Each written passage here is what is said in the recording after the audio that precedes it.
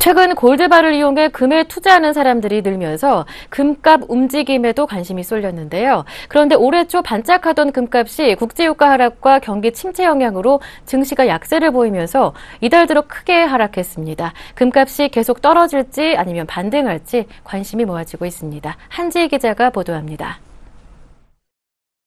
주요 안전자산 중 하나로 꼽히는 금.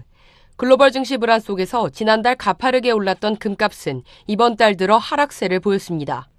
지난달 뉴욕 상품거래소에서 1,300달러 선까지 올랐던 금은 현재 1,209달러에 거래되면서 한 달 만에 7% 이상 하락했습니다. 지난 2주 동안 이어온 그리스 구제금융 지원이 연장되면서 정치 불안이 해소됐고 우크라이나 사태가 진정되면서 안전자산 선호 현상이 약해졌기 때문입니다.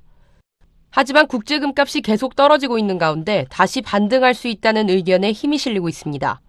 금가격 하락의 원인으로 작용했던 국제정세 관련 리스크가 전부 해결되지 않았기 때문입니다. 우크라이나 사태가 다소 진정됐지만 일부 지역에서 여전히 교전이 일어나고 있어 미국이 러시아에 대해 추가 제재를 할 수 있다는 입장을 밝힌 상황입니다. 그리스 구제금융 논의도 당장은 일단락됐지만 4개월 뒤 재협상에 돌입해야 합니다. 이처럼 글로벌 경기 둔화에 대한 우려가 높아지면서 안전자산 선호로 금을 매수하려는 움직임은 최근 활발해지는 모양새입니다. 아울러 금값이 떨어지면 살 때 금을 사려는 투자자들도 늘어납니다.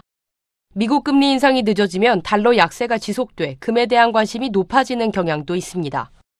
이번 의회 증언에서 앨런 연준 의장이 금리 인상에 대해 매우 신중한 모습을 보여 향후 달러화가 약세를 나타낼 가능성이 높아졌습니다. 향후 달러화 강세가 약해진다면 금가격 상승 요인으로 작용할 가능성이 높기 때문에 금에 대한 투자가 유망할 수 있습니다. 여기에 국제금 시장 큰 손으로 꼽히는 중국과 인도의 수요도 금가격 상승에 긍정적인 영향을 주고 있습니다. 중국은 최대 명절인 춘절 이후 금 판매가 활발하게 이뤄졌고 인도에서는 지난해 금 수입 억제 정책이 폐지되면서 실물 수요가 전반적으로 개선됐기 때문입니다. 미국 최대 금융그룹 JP모건은 열렬한 소비자들이 가격 하락으로 이득을 보려고 할 가능성이 높은 상황에서 인도와 중국을 중심으로 한 현물 수요의 증가가 가격을 떠받칠 것이라고 전망했습니다. 경제 상황에 따라 변동성이 큰 금값. 전문가들은 금융시장 불안과 국제정세 악화로 주춤했던 안전자산 선호 현상이 다시 기대감을 모은 만큼 금 관련 투자도 늘 것으로 전망했습니다.